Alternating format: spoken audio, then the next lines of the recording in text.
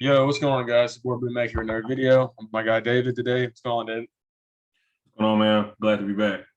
All right. So I'm gonna go ahead and warn viewers now about this. If you don't like strong language, and it's gonna be mainly for me, not David. If you don't like strong language, this part of the podcast is gonna have a lot of it. I have a lot of personal opinions on what Lincoln did today, and for you guys who don't know, Lincoln has took the job at USC. Um, I'm not going to sit here and say I wish him the best and try to hide my true emotions because the things I'm hearing at first, I was going to do that, but the things I'm hearing more and more as the day goes on and more things leak out, Lincoln did not handle this well. He handled it like an immature little prick, and he disrespected the University of Oklahoma. And for him to do a program that's as great as ours like that, a top five job, top three school, screw you. You shit on a coaching legend who gave you the keys to a kingdom that honestly I don't think you deserve. Dob Stoops, you shit on him, and then after that, you don't tell recruits. You lie to their face and their parents, saying, "Hey, I'm gonna be here for the next 5 years." You lie to them, and then you go to the team meeting day where it's supposed to get announced that you're leaving, and you spend a total of 3 minutes, 3 to 5 minutes hurt, and you left for Bob Stoops and Joe C to carry on the meeting for 30 minutes. You are the biggest pussy. I'm gonna be honest, biggest pussy I've ever heard in college football coaching. If you're going to leave a program like us, at least have the balls to come and announce it. For you to put it off this long, and this has been working a while. So there's no way it has not been working a while. You don't sit there and make this type of move. It's kind of like, honestly, I feel like this is kind of a karma thing with the SEC in Oklahoma because you don't make a move this big without doing some things behind the university's back and contacting the athletic director and the president of their university and talking numbers. You just don't. It doesn't happen overnight. Moving to a job in college football, especially a job like USC in Oklahoma, you don't just move overnight. So this has been going on for a little bit, and I feel like I've heard rumors that this has been going on since the bye week. And honestly, that explains a lot why this team's been playing the way they have this year. The ups and downs. See what's wrong with this team. This team is so talented. What is going on with this team? There's times this team looks amazing, and there's times that they just fall off the wagon. And I think it has more to do with coaching. I think the players knew about this, and they're forced to be quiet about it, hush about it, and had to play through it. And that sucks, man. That sucks for these kids. These kids came in this season national championship favorites, and I'm hearing that the reason why Lincoln left is because he was not a fan of moving to the SEC. One thing Lincoln needs to know, and I know he wants to win stuff. What are you going to do when you go to the playoffs and you're facing these SEC teams in the playoffs? Because you're going to meet them, and you're playing the Pac-12 schools like Oregon or Arizona State. Lincoln, you're going to have the same problem, if not worse, because you're not facing the top of the line. At least in the SEC, and that's why I'm a fan of this move. We're facing the best of the best day, week in, week out. We're playing physical, hard-nosed football week in, week out. So when we go to the playoffs and face the Ohio States, the Michigans, now the USCs, we're going to be ready. We're going to be tested. And this team and the whoever's on this roster by the time that goes down, they'll be ready for those type of challenges. I just don't like the move. I think it was a prick move the way he did everything. I will say this about the OU fans. Oklahoma is not going nowhere. I can promise you that. The university's gonna be fine. But now you need to find a coach that is going to be ready to go in the SEC play and hit the ground running, and he can recruit. David, you got any words? Yeah, so let me back up for a second. Remember when I asked you a couple of weeks ago on the struggles of Oklahoma? I asked, is it players? Are we having a problem with the players and the scheme that we're running, or is it a coaching problem? Okay. So from my money and from what I see outside looking in, it's more of a coaching issue. Okay. You and I already know Oklahoma has a plethora of just talent everywhere. Dude, you send me recruits all the time. 4-star, 5-star, 3-star. I mean, just all around just talent. Okay. I mean, Oklahoma's been in top 5 recruiting classes for how many years now. Yeah, Okay. about time. Yeah. Oklahoma has that rich tradition. Okay. Personally, in my opinion, it is a coaching issue. Okay. Lincoln Riley, I mean, he just don't got the stomach for it. And it may be sad to say, I mean, yeah, he brought in all this top talent, but at the same time, when it came down to it, brother, he didn't win. Okay. How many times have we went to the playoffs and we couldn't close out? How many times have we just sit back and scratch our head like, why is the defense looking the way that it is? I mean, he's hiring these coaches. I mean, you're the head coach, right? So you're bringing in the coaching staff. Why have you not brought in a defensive coordinator that has been worth a fuck for, pretty much the whole time he's been there? But again, you're bringing in 5-star and 4-star recruits, and we're not producing anything. Now, this whole move about you moving to the SEC, again, brother, you just don't got the stomach for it, right? I mean, because good and damn well, every week in and week out, you're going to be facing the best of the best. The SEC has gotten to the point to where even the bottom, I mean, even you talking about like Vanderbilt will still give you that work, right? Especially coming from the Big 12, you may struggle. And was it one of those like, hey, he kind of, he lost to Oklahoma State. Oklahoma State hasn't beat them in how long? I mean, since like 2011, something like that. Yeah, it's been a very long time. And you're the guy that came in national championship favorite and you lost to Oklahoma State, right? I mean, and I don't know. I just kind of felt like that was kind of like the icing on the cake. He did one of those like, oh fuck, let me cut bait and let me run. Okay. Now, me being a part-time fan of USC, because I've been a USC fan back since Reggie Bush, Matt Leinart, and the rest of those guys. I mean, USC just has a rich fucking tradition. I wouldn't want him there anyway. So if my son is getting recruited, right, by USC and Lincoln Riley comes to my house knowing what he just did, I tell him to get the fuck out. I'm straight up. I'm like, hey, That's gonna be the scary thing to do. Lincoln now is gonna have to address these in households when he's recruited. Because and I'm gonna be honest with you, I don't know who OU's gonna get. And I'm just gonna throw this out there right now, since we're on topic real quick. If I'm Oklahoma and I'm looking at coaches, there's only 3 coaches. 3 that I offer.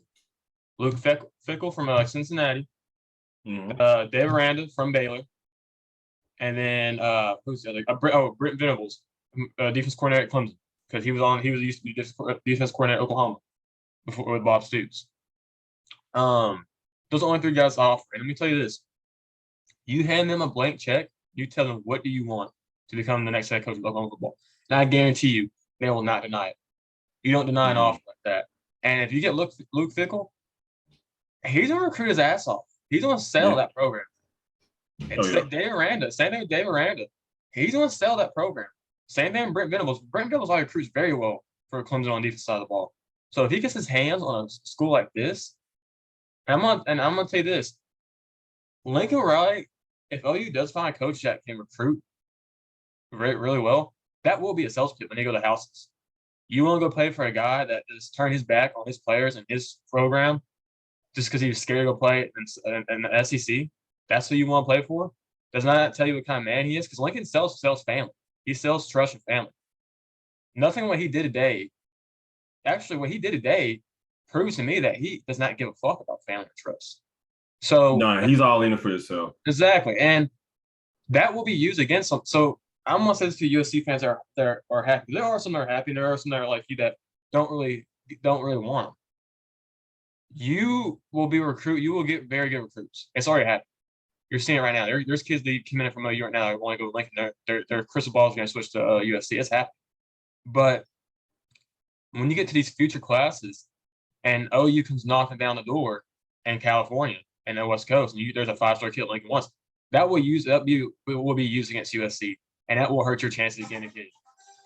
That will hurt. That's going to hurt their chances. Yeah, man. If you have, like I say, if you have a recruit that has parents that's really involved in what's going on in college and college sports And if you have some kind of ideal of where your child wants to go and you're paying attention to this, if Lincoln Riley comes to knocking again, that's one of those conversations like, hey, dude, you're already on my shit list. Okay. So you better really fucking wow me.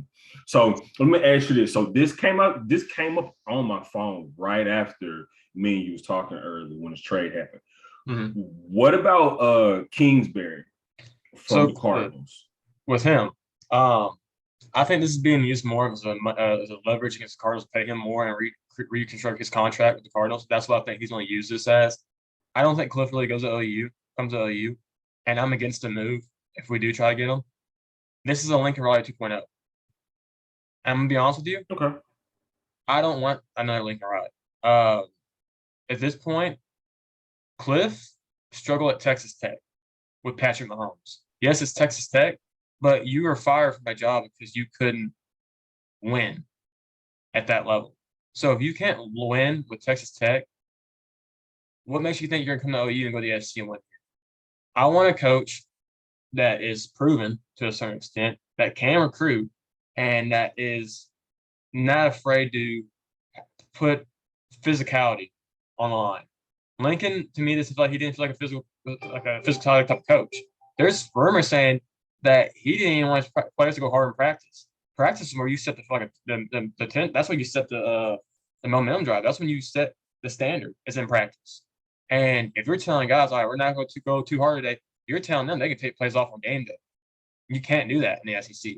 So, and that's what I'm hearing. I don't know how true it is, but I'm hearing that a lot of coaches on the staff did not like the way Lincoln set up practices because it wasn't all full. It wasn't full go a lot of times.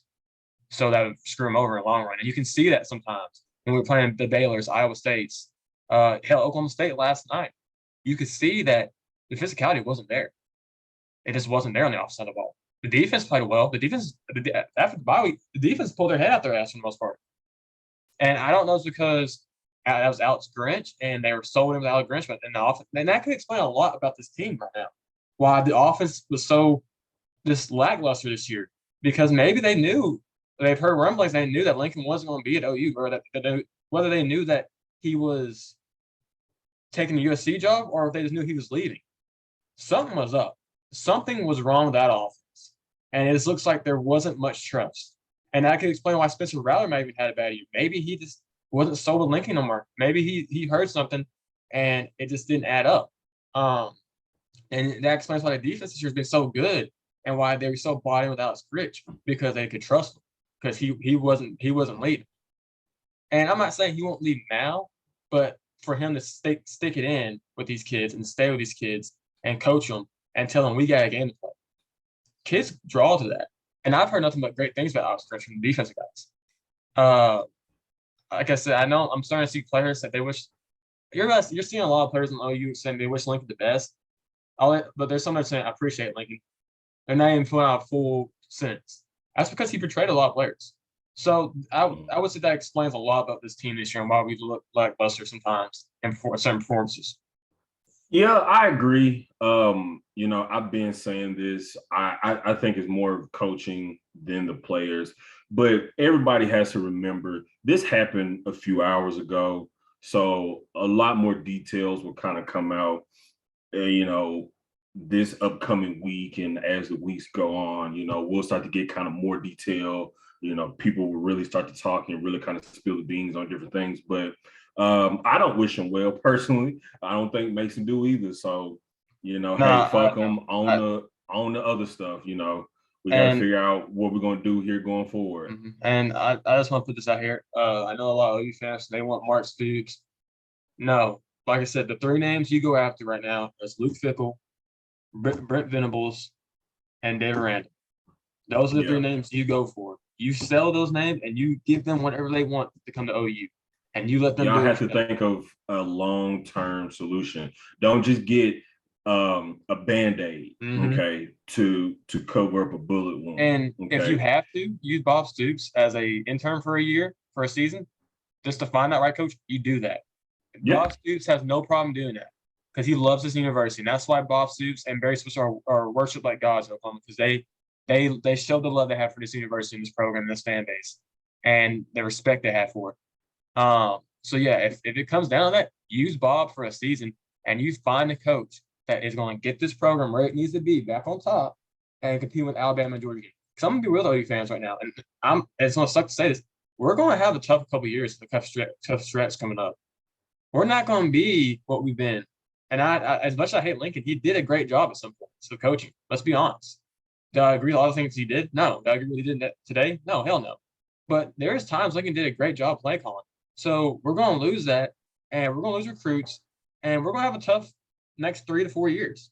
And I'm just going to be honest, it's going to be a dark time for OU for a little bit. Not very dark. We could be a lot worse position, but it won't be what some of the younger fans, like I was a fan when we played Stanford in a bowl game. We had 4 losses and stuff, and we weren't the best.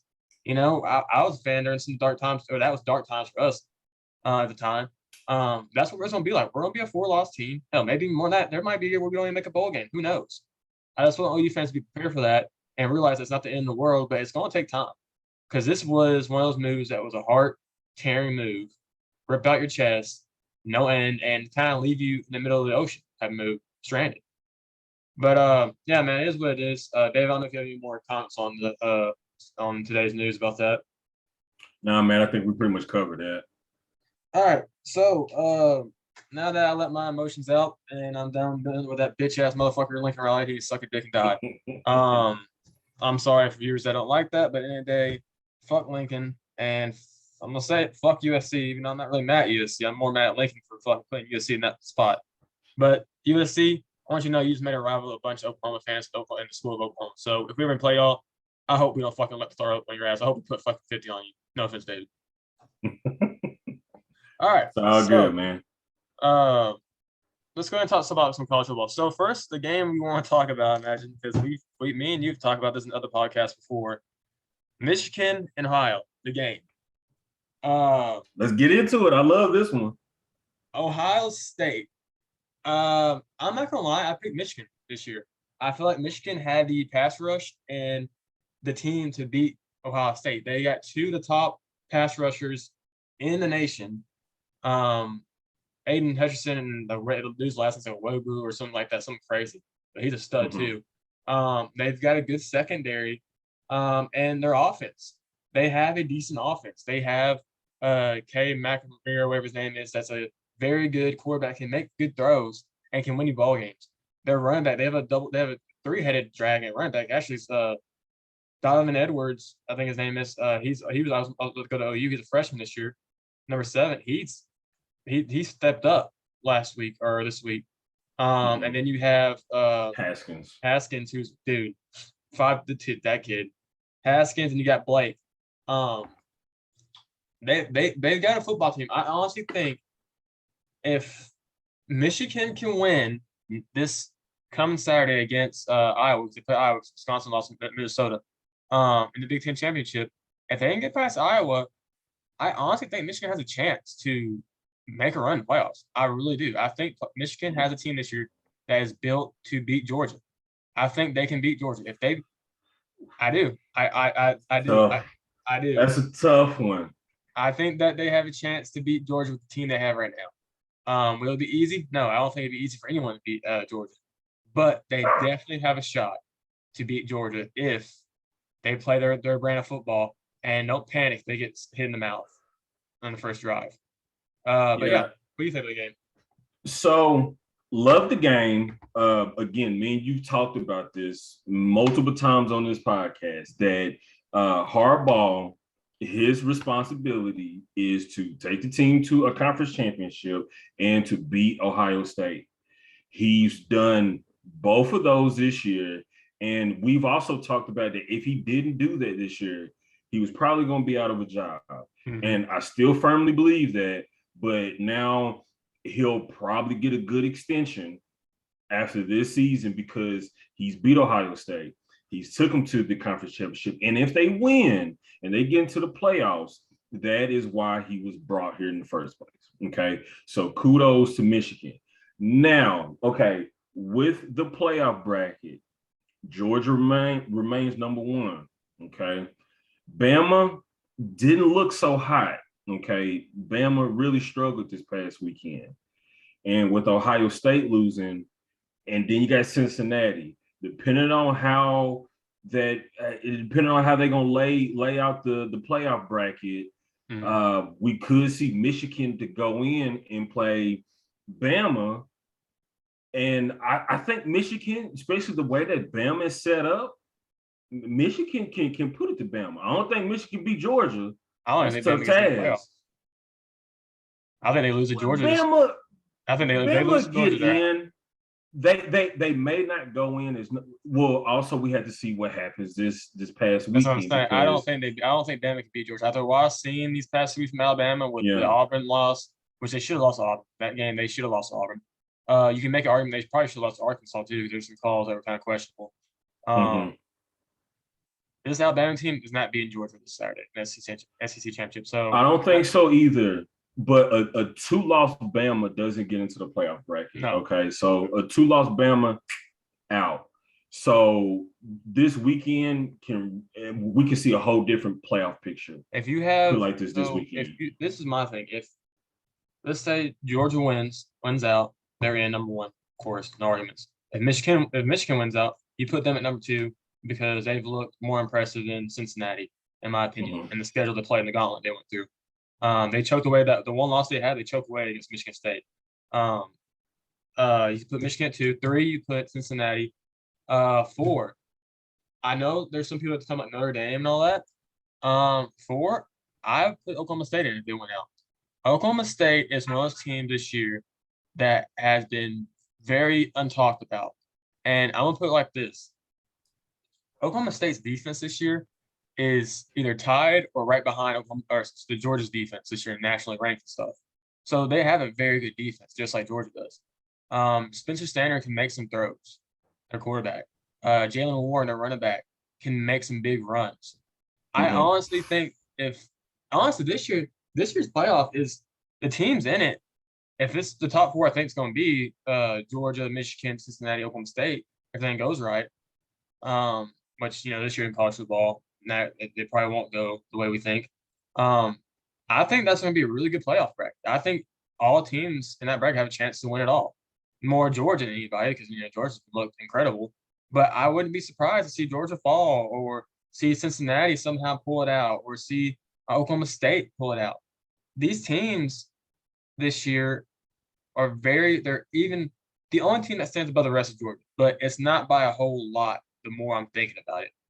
To compare it to the Michigans, the Oklahoma States, I think those 2 schools have a very good chance or have a chance to stick it to Georgia and make it a close game.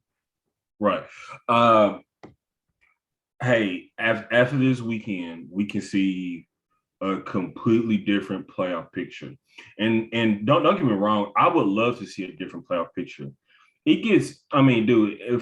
the past couple of years, all we've seen is Bama, Ohio State, Clemson, blah, blah, blah. It's gotten boring. Okay. It has gotten super boring. Yep. So I'm kind of ready for something else. I think fans of college football is kind of ready for something else, for a different shakeup. I still think Georgia's going to run the gauntlet. Cincinnati, I'm still very questionable on them because the conference that they play in, and we've seen the Clemson story before, what happens when a team in that conference wins out and wins out and wins out. And when you play a Power 5 school, it typically doesn't go that good. But, that's kind of the playoff picture. We kind of talked about it briefly, Oklahoma State. For what it was, it was a damn good game. Dude, I'm just going to be honest with you. At the end, I thought Oklahoma was going to pull it out at the very end. It was just, dude, a second here, a second there, an inch here, an inch there could have really just put Oklahoma over the top. Let's just be honest at the end of that game. To be fair, congrats Oklahoma State. They won that game and they beat us. And it's hard for me to swallow my pride and say that about little brother, but then they did beat us. They won. There was a pass interference call, I think, that is still going around the internet that should have been called at the end there when he wrapped, I want to say it's Trayvon Washington, they wrapped his fucking arm around his neck before the ball even got there and made it where he couldn't come back to the ball. That was clear pass interference and that should have been called. But bad calls happen. It's part of football, and we lost. And I want to give a big shout out to this Oklahoma team for all the shit that they've been going through this year. And I know they know something about what was going on in Lincoln by the bye week. They had to know something was up. For you to keep playing your guts out for this university and this fan base, Yeah. big salute to you guys. I know y'all got a lot of shit because we didn't know what was going on behind closed doors, and you did. And I want to be the first to apologize for that. I didn't give you any much shit, but I know other fans did not want to apologize for them for the half of Sooner Nation because you guys put all of it on the field knowing the shit show that was going on. And I am deeply sorry that you had to go through that. You deserve I'm talking about our team here. You deserve a lot better than that. And to the coaching staff, Alex Grinch, Jamar Kane, all. I heard that there's a period they were in Lincoln wasn't being very responsive to the coaches like for 2 weeks for the last 2 week stretch.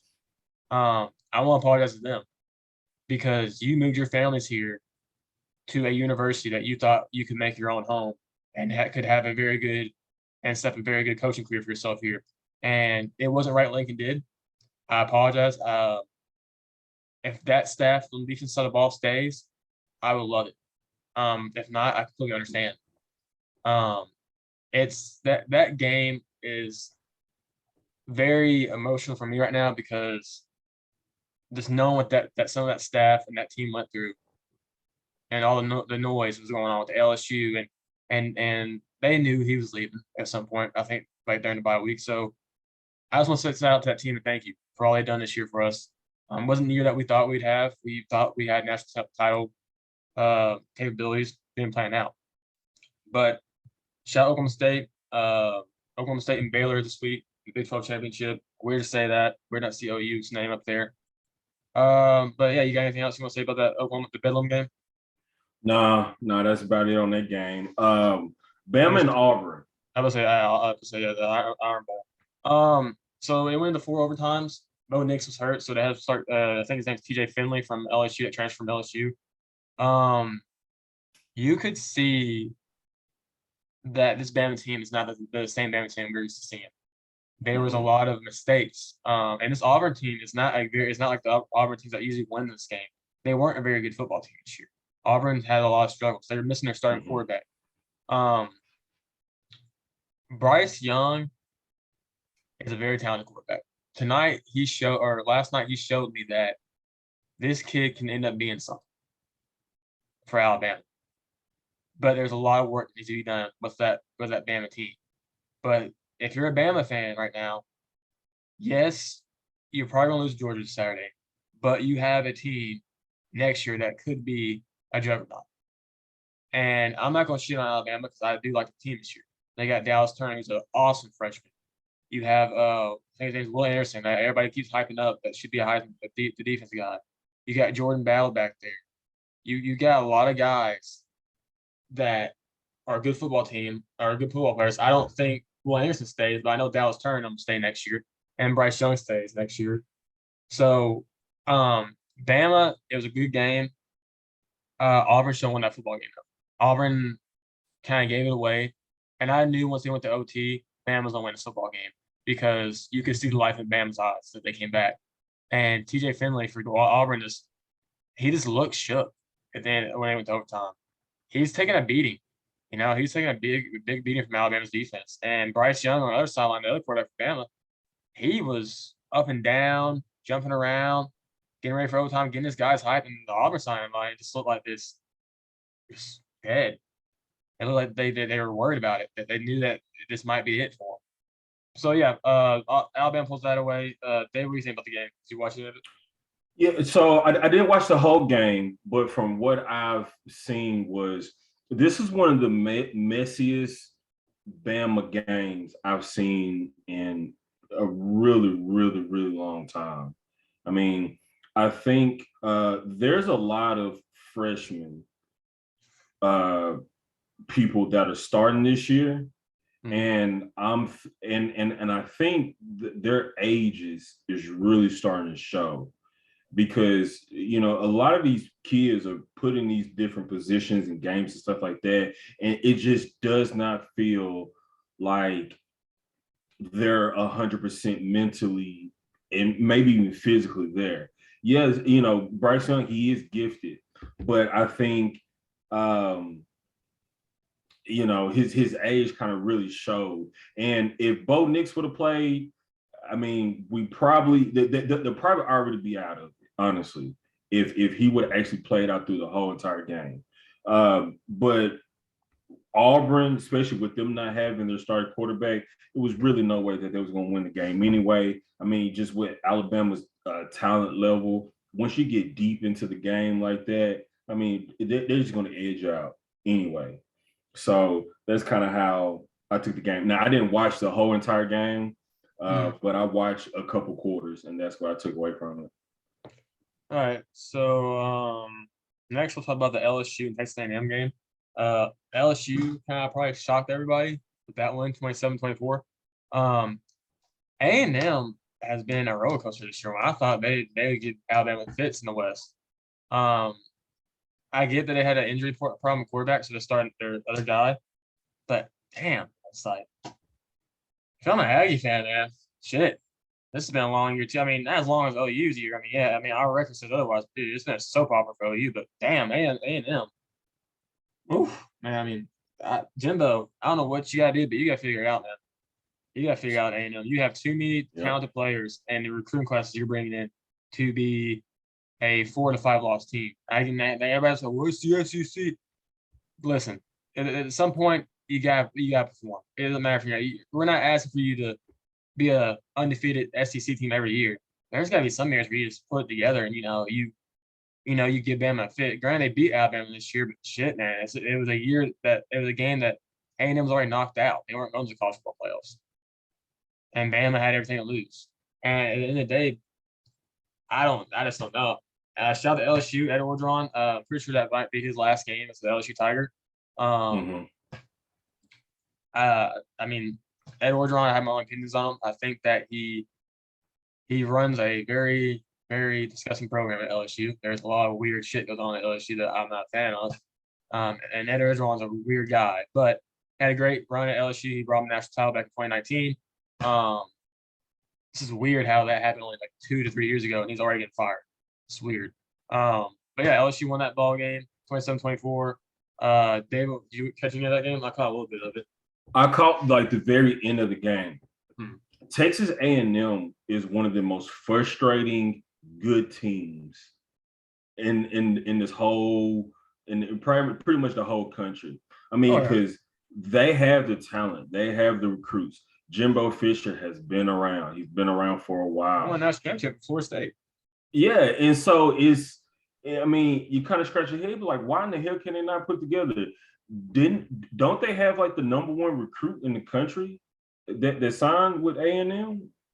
Maybe. I think they had like a top 10 kid somewhere in there, or a top 15 kid somewhere in there. Yeah, I mean, so they get good talent. I mean, they got really good fucking talent, and they just can't put it together. Just like last year. Last year, I think going into the playoff scenario, A&M was like number 6. They had a chance like number 5 and number 6. Yeah, so it was. I don't know. It's weird. They're a very weird team. They'll beat the teams that they need to beat, but then lose to the teams that.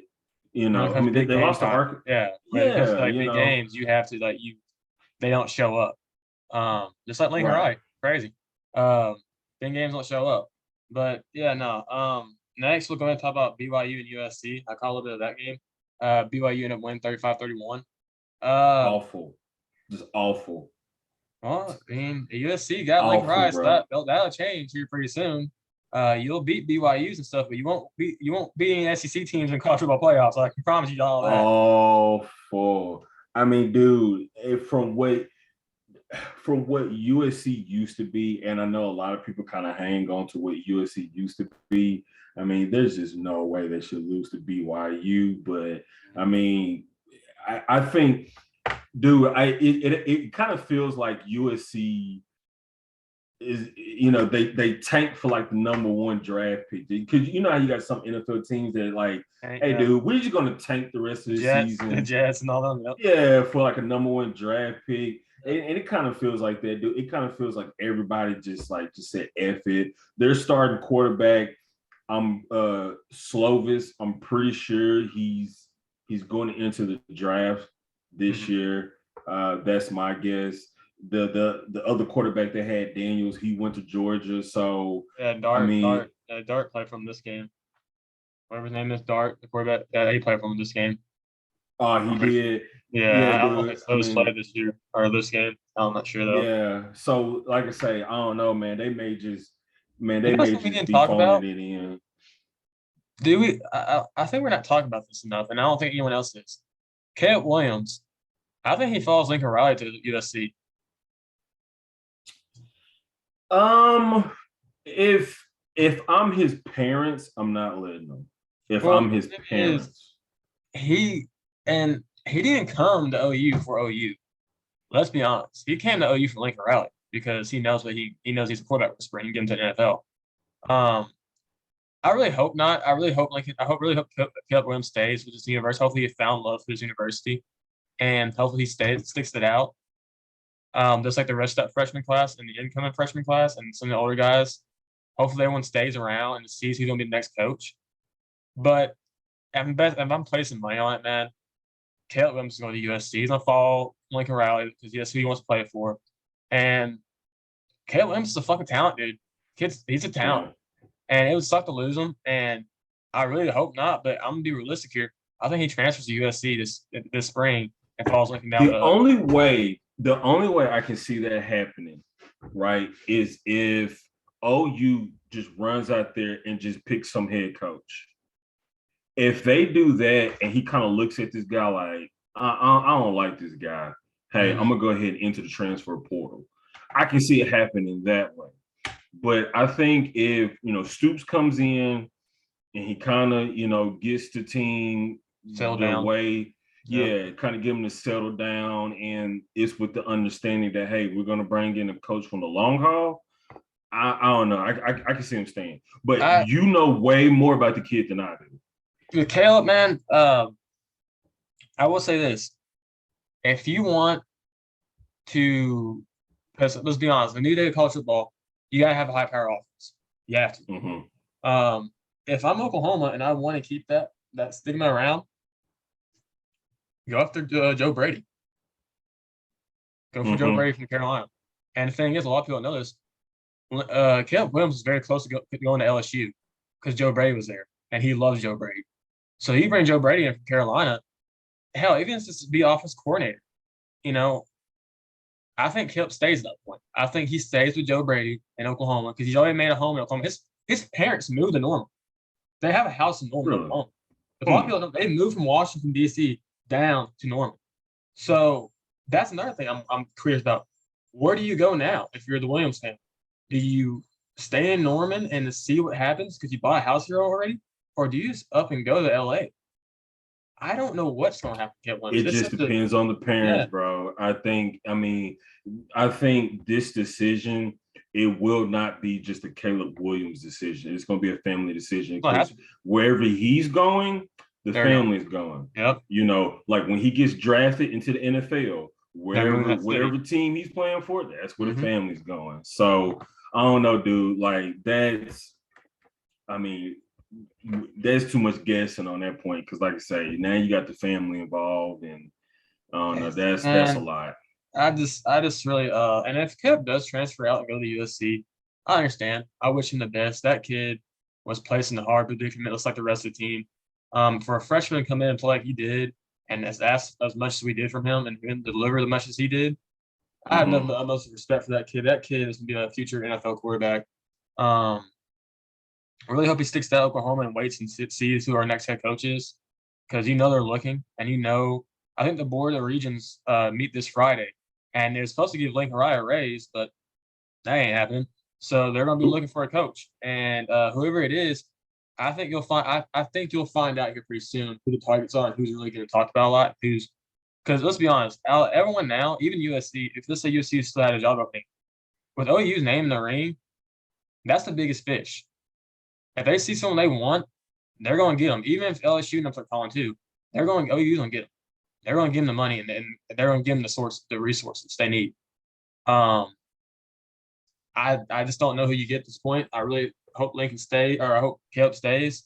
But let me ask you this, since you're a USC fan, Mm-hmm. where do you think Lincoln gets USC back to being a top 4, top 5 team? Hell, top 10. We'll say top 10 because the USC hasn't even been top 10 really. Like, I mean, dude, it really just depends. Like, there's so many variables.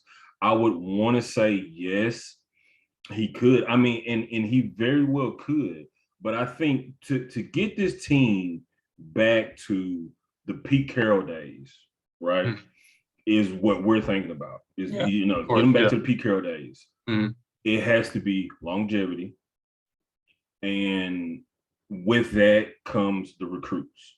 Okay, you put in the time because you have to understand that team is a shithole right now.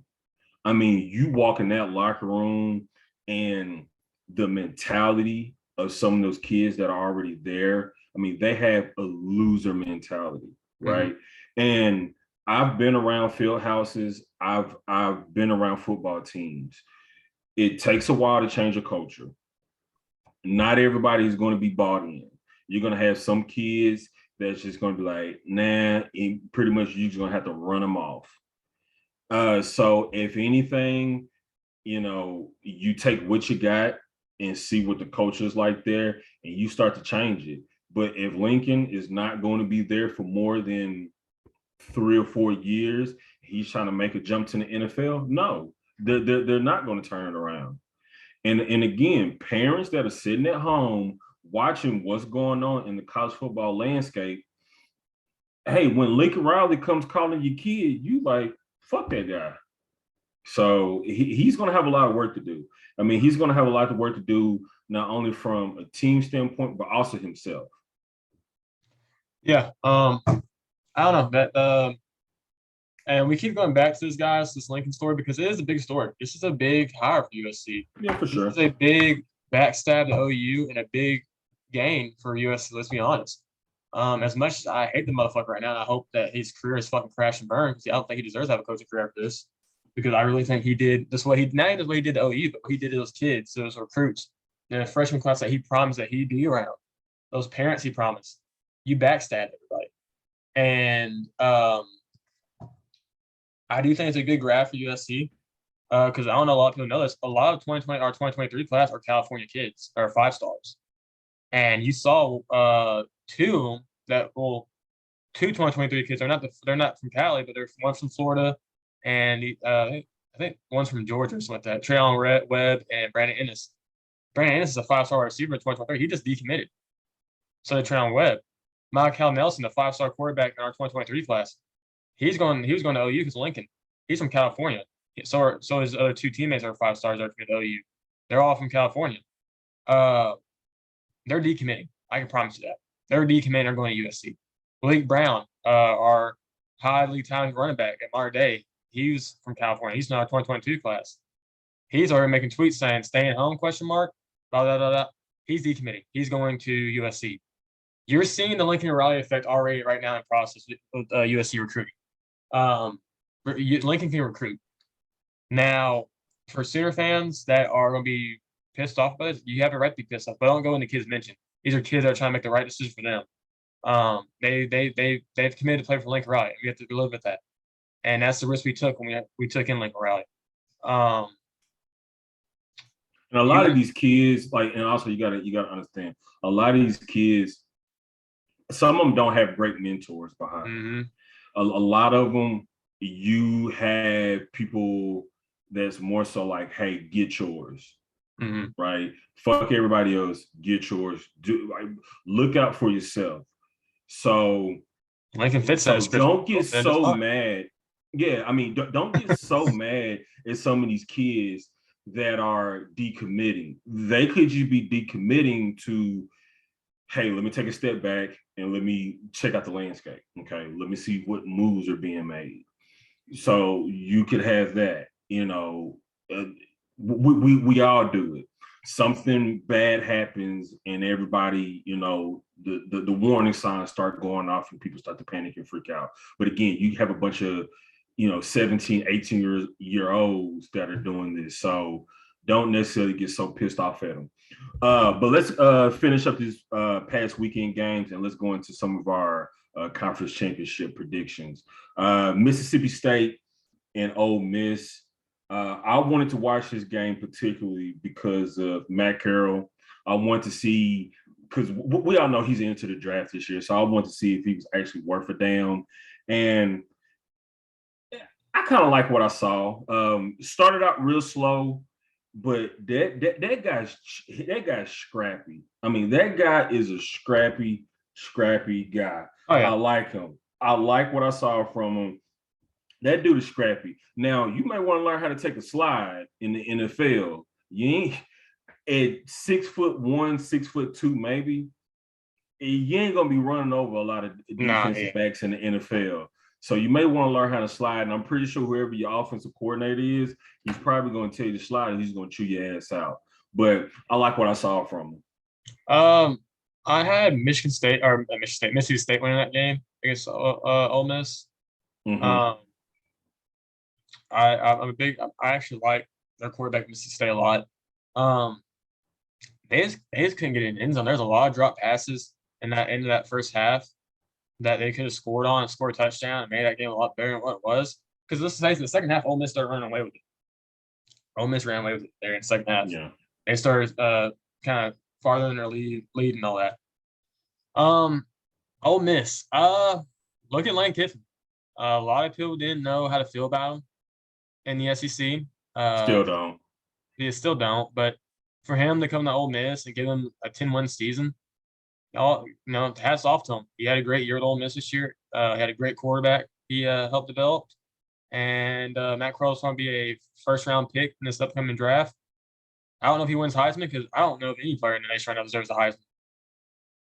I've never seen a Heisman race like this. Hey, I think the Heisman Clubhouse is such a prestigious group of guys. Mm-hmm. Don't just give it to anybody. If there's nobody who embodies a Heisman Trophy winner, it's okay to say, hey, you know what? This year, nobody met their criteria. Actually, there's two guys I think deserve it that aren't going to get it because they play defense. Aiden Hutchinson from Michigan and Davis from Georgia, that big D lineman they have, that 6'6", whatever, like 200-some pounds. Those two guys, to me, Davis has been getting a lot of talk too, but they just won't put him in. It's like those are the two best players and they're defense players. Aiden Hutchinson had 3 sacks against Ohio State, and he tied the sack record for Michigan or something like that. Dude, why the hell are these guys not getting talked about for Heisman race? We keep talking about, when's the quarterback gonna pop out? When's the running back gonna pop out? Screw that. This year you have 2 candidates that are playing heads or toes and have been talked about and playing really good football week in, week out. We're just not giving defense players an award. That's what it is. And I think it's bullshit. Yeah. I think one of those two guys deserve it. And if I'm having to pick, I'm probably picking Aiden Hutchinson. And that's interesting because the last time we saw a defensive player was Charles Woodson. Yeah, and the closest guy since then to do it was probably Myles Garrett, maybe. I don't remember Myles. I think Myles Garrett was in the race at one point. I'm not from A&M. Yeah. I can't remember. Charles Woodson got it because he played offense, defense, and special teams. Wasn't that guy from Michigan, right? Yeah, Michigan. So, but again, I'm a firm believer in the Heisman Trophy race. If you don't feel like there's just, nobody that you want, just don't pick anybody. They're going to give it out to somebody. They're going to have to, or they think they have to. They really don't, but they're going to because it's an annual thing. It's yearly. I don't know how this Heisman winner this year would be looked at compared to other Heisman winners and also the other Heisman winners looking at them. Because, we're not the only people that think this. There's a lot of people that think that there's no Heisman candidate this year. There's no head above shoulders player this year in college football. There's just not. Absolutely. And that's one of the great things about college football in the sport is that every year is different. There's, you got different talent coming in and out. So it's something new every year. New teams being, but that's why I think college football, for me personally, is better than NFL because you have new talent coming in every year. You just never know what you're going to get. And this year's college football season has been crazy, man. It's been a crazy year, college football. That especially for an OU fan like myself, it's been a fucking roller coaster. So let's talk about conference championships this coming weekend. Yeah. Let's go ahead and skim past some of them. So this week in the Big Ten championship, we'll have Iowa and Michigan. Who you got going out? Who you got winning that game? Okay, so Michigan coming in 11-1, Iowa at 10-2. I'll tell you right now, I got Michigan picked to win, but I am scared as hell because damn it, Iowa is known for spoiling people's plans. Oh yeah. Dude, I've seen Iowa fuck up people's chances so many times. Like, hey, you think you have to go to the national championship game? Watch this. And dude, if Michigan comes in bullshitting, they will get beat by Iowa, and your playoff hopes are dead. So you better come in with your head screwed on right and be ready to play because damn it, Iowa only has 2 losses. Mm-hmm. Okay. And right now, betting books has Iowa -10, 10.5. So you better fucking take this seriously because I've seen Iowa ruin plenty of people's chances of getting good bowl games. You know, I remember a long time ago, Iowa had LSU in a bowl game. LSU was picked to just steamroll Iowa. Nope, didn't happen. Iowa came in and said, hey, we may not have a shot in hell, but we're going to make sure you don't have one either. That's kind of Iowa's thing to me. So I read a stat somewhere like yesterday that this is Michigan's first time in the Big Ten championship. I did not know that. I thought they'd been there at least a couple of times. I didn't know this was their first time in the Big Ten championship. I read okay, so I had to before I started saying, "Oh, that's true." I had to do some research on it, but I saw a stat like that, and I want to say it was during the big game when Michigan won. That is Michigan's first time going to the Big Ten championship. Maybe that's under Jim Harbaugh, but I'm pretty sure it didn't say Jim. It just said Michigan. So I don't know if that was a misedit or what, but I could have sworn Michigan's been to the Big Ten championship game before, but maybe I'm wrong. But I saw a stat line like that. Now we're going to see what Michigan's really made of. We're going to see. Can they finally broke the curse with Ohio State, but can they finally win the conference? Can they finally win the Big Ten and go to the dance and go to the college football playoffs? We're going to find out a lot about this team this weekend. It's not going to be an easy game. Iowa is a tough outing. They're a very well sound coach football team on the defense side of the ball. They can cause turnovers. They can put pressure on the quarterback. Iowa's offense, on the other hand, dude, I think Michigan wins by 14. Yeah, it's poo cheese. I got Michigan winning by 14. I think it's close to the first half, and Michigan pulls away in the second half. Next, let's go ahead and talk about the ACC championship. You got Pittsburgh and Wake Forest. And who, pretty much. I mean, who would have ever thought that you had these 2 teams playing for the conference championship? That tells you how bad that fucking division is. And Dabo, hey, I think you, baby. Hey, that whole Dabo talk, okay, how everybody was saying Dabo's better than Saban and all this other stuff. That's shot, man. How did he let that happen? How did he let Wake Forest and Pittsburgh of all teams make it to the ACC championship? I don't know how. And Florida State, where you at, Florida State? Where's Florida State at? Where's Clemson? Where's Boston College? None of y'all could have stopped them. Ooh, it's a tough year, man. This is a weird year in college football. Yeah, outside of the SEC, man, it's a weird year.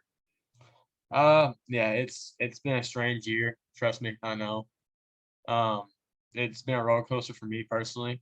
My ups, my downs, and now I'm just getting shitted on by Lincoln Riley. So trust me, I totally understand how people feel about this college football season. But no, I picked Pittsburgh to beat Wake Forest. I like their quarterback they have. I think their quarterback this year is very, very. I think his name's Pickett. But Sam Hartman over there at Wake Forest is really good too. But Pittman, Pickett, I feel like he's a really good quarterback. I feel like he's very underlooked. I feel like Pittsburgh's defense is going to put a lot of pressure on Wake Forest. If I had to pick a defense to beat the other team's offense, I'm picking Pittsburgh's because Wake Forest's defense is fucking terrible. It's terrible. So I'm gonna go with Pittsburgh. I have them win by. Let's go 3. Got them win by 3. Agreed. You got Let's Pittsburgh go too? to the American. What's up? You got Pittsburgh too? Yeah, I got Pittsburgh too. Let's go to the American Athletic Conference, Houston and Cincinnati. This is, I mean, hey, depending on what happens this weekend, Cincinnati right now is still not a lock for the playoffs. But with them having a good showing against Houston, that is 11-1. If they can really put the hurt on Houston, I mean, I think after that is pretty much set. I think they'll be in the playoffs. They still need some other teams to fall because, I mean, at this point, it becomes branding and money. Mm-hmm. And sorry, I mean, Cincinnati just doesn't have the brand that some of these other teams have, and you know they really can flex some muscle. So I do got Cincinnati winning. I got them winning by. I mean, it's gonna be a close game. I really can't call how much. It's gonna be a pretty close game, but I got Cincinnati pulling it out. I'm gonna agree with you. I'm gonna pick Cincinnati. I got them winning by 7. Houston has not dropped a game since they lost that one. I want to say against Texas Tech, and that was like the first game or second game of the season. I have to look on that real quick. Let's see here. When did they lose? Yeah, first game of the season, Texas Tech. And ever since then, they've been on a roll. They've won 10 straight. About 10, 11 straight. So I got Cincinnati winning the game, but I do think Houston's a very good football team. Mm-hmm. So I'm going to go Cincinnati by 7. So next, let's go on to the Pac-12 championship. Oregon and Utah. I'm going to pick Utah to beat Oregon again. I feel like Utah has Oregon's number. Utah plays a very physical brand of football in Pac-12 terms. Last time you saw Oregon played Utah, it did not go Oregon's way. That you can just tell that Utah was the more physical and better football team, well-coached football team. So I'm gonna go Utah. I got them winning again by, let's say, 10. I'm gonna go with 10. It's gonna be a spread for me. I got Oregon picked to win in this game. You know, Oregon is 10-2. The games that they lost, it was still manageable. Mm-hmm. I mean, I got Oregon picked to win. It is the Pac-12, and I'm just gonna be honest with you. I haven't paid a whole lot of attention to the Pac-12 this year because they're so poo-poo. Mm-hmm. So I got Oregon picked to win. Honestly, I mean, I got them picked to win based off of name recognition. You know, I kind of hate to say it. I mean, it's Oregon. I don't know shit about Utah. Oregon. Yeah, so. All right. Well, next we got the Big 12 championship. Baylor versus Oklahoma State. I'm going to go with the Pokes. I hate the Pokes. I hate Baylor too. I hate both teams, honestly. I can't say either one. But if you want my realistic and my college football fan viewpoint, I'm going to pick Oklahoma State. I feel like that team has found their stride. I think they're one of the best teams in the nation this year. They beat Baylor barely in Stillwater when they played them. Spencer Sanders threw like 2 picks or 3 picks, something like that. I mean, he threw something like that. As long as he don't do that this time, I think Oklahoma State should have no problem beating Baylor in the Big 12 championship. I think they could win by 21 points if they play their brand of football and don't turn up. And Spencer Sanders makes smart throws and plays not to turn the ball over. I got Oklahoma State by 21. Same. I got Oklahoma State walking away with this one. I like what I saw from them. You know, as much as it's bad to say, but I mean, those guys have a lot of fight in them. That defense it's a bunch of lunch pail guys, bunch of guys that show up and do work. I think their star player, I can't remember what the guy's name was. They was talking to him after the game. Basically, nobody looked at him. Nobody checked for him. This guy wasn't a highly recruited nobody, you know, but he came there. He worked hard every day, and now he has that defense. I mean, the defense is pretty damn stout. So definitely got Oklahoma State picked to win. Second best defense in the nation. All right, next we'll talk about the SEC championship. The I one that really want, matters. yeah, like I said, I really don't even want to have to say who I think's gonna win. I think everyone right now is picking Georgia. Um, I got Georgia winning by a good amount. I'm gonna go 17. I think they Mhm. win by 17. I just think this year Alabama's not as physical as they usually are, and this Georgia team this year is just different. They got some Nasty. big kids up front. They're a very physical football team. Stetson Bennett has made some good throws, and they haven't been using JT Daniels. He's been on the bench, so Stetson Bennett's been making good throws, smart throws. Their running game is really good. Um, yeah, I got Georgia by 17. Yeah, I definitely have Georgia pick to win. Georgia can blow Bama out if Bama is not careful.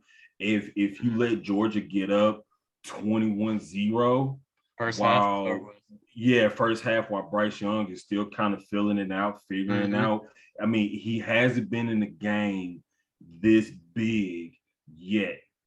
And Mm-hmm. mistakes against Georgia Can will cost you. cost you very bad because you still got to remember they have a three-headed monster at running back, Mm-hmm. and now they have Bennett throwing the ball a lot better than he has when he first started when he Last year. first Yep. took over. Yeah, in kind of beginning of the season. So We'll see. this can I, go either way. but the thing is, that scares me. It doesn't Bennett is a lot of people forget last year when they were down when he played Alabama, he didn't look really well. He didn't look good at all. Stetson Bennett. So let's see how he plays this time in Alabama. I don't know if it's a mental thing with him or if it's just a bad game. We're going to find out this Saturday though, and I do think Stetson Bennett pulls it together and comes out with the dub and Georgia's your SEC championships and SEC champions and goes on to the college football playoffs ranked number one and basically are the favorites to win the whole damn thing. All And right. Arch Manning to Georgia. I'm gonna keep saying it. I don't know. I think I'm he's gonna gonna go. keep hoping for it. I Arch think Manning to Georgia. he sound like every fan right now in Athens, Georgia, right now. You sound like every fan in Athens, Georgia, right now. I'll let you You know. damn right. You damn right. Arch Manning to Georgia, and He's them going. win the national championship.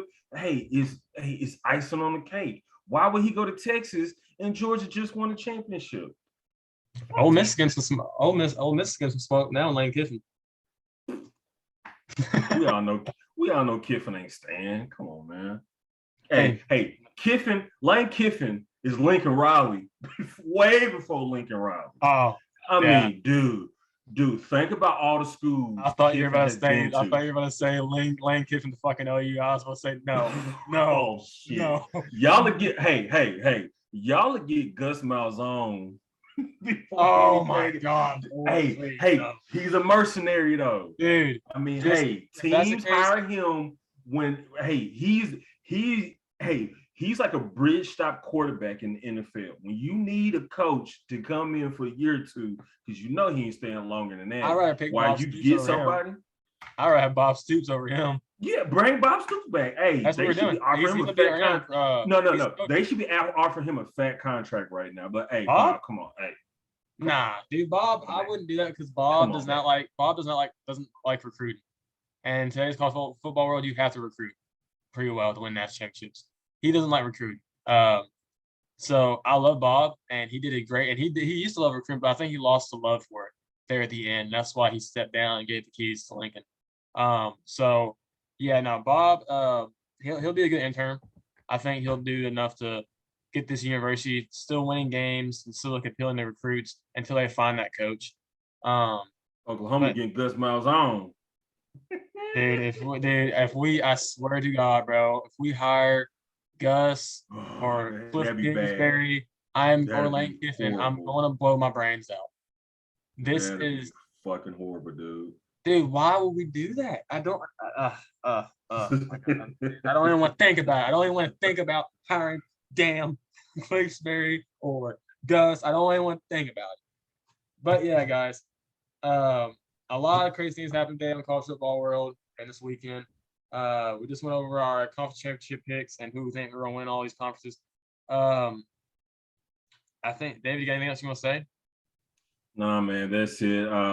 Like I say, if we really have to wait until after this weekend to really see how the college playoff scene is going to shake out, because if it goes down the way that we think, you're going to have a whole new bracket. So just hold your horses, wait.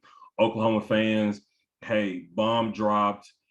It's still early. Okay, we just found out about this hours ago. A lot of details still to come out, but you got to think about it like this: we are Oklahoma. Okay, we only get the best of the best. So, yeah, it's a setback. It's a bump in the road.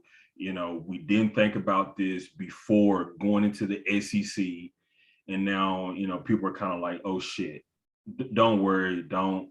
I mean, hey, I would rather a coward show his true colors than you keep riding with them. Okay, hey, Lincoln Riley showed his true colors. Get the fuck out of here. All right, let's on to the next one. It could always be worse. I really hope one day that USC and Oklahoma can schedule a home and home, and he comes to Norman.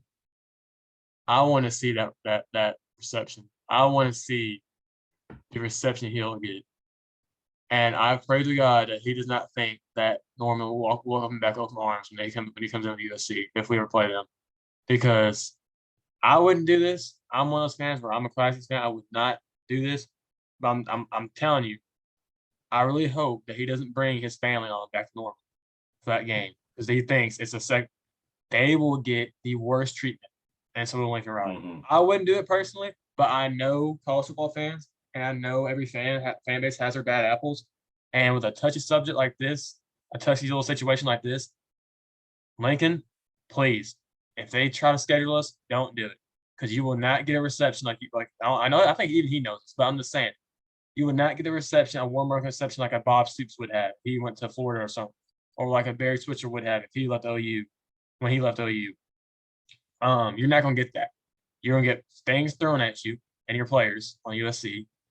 Your family will not be treated well. I can tell you that right now, because I know. I just know the city of Norman. I know. And it sucks to say that, because I really do think that he has a nice family. But Lincoln, you're a bitch. I hate you still.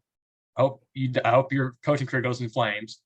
I'll be honest, not the program USC, because I don't wish them. That's not their fault. They made a hire, not their fault. But I hope your coaching career goes in flames. You're a choke artist. Fuck you for winning us a natty out of the fucking 4 times we've been to playoffs with your stupid ass. It's your fault, and you're a snake. David, do you got anything else before we sign off? I let my little event out before we get off here. Nah, man, I think you covered it enough for both of us. All right. Well, guys, as always, me and boy Boomer Mackey. Boomer Sooner. OU fans, hang in there strong. We'll be all right. We got bright days ahead of us. Boomer. Let's go ahead. Let's see if it's stop recording. There it goes.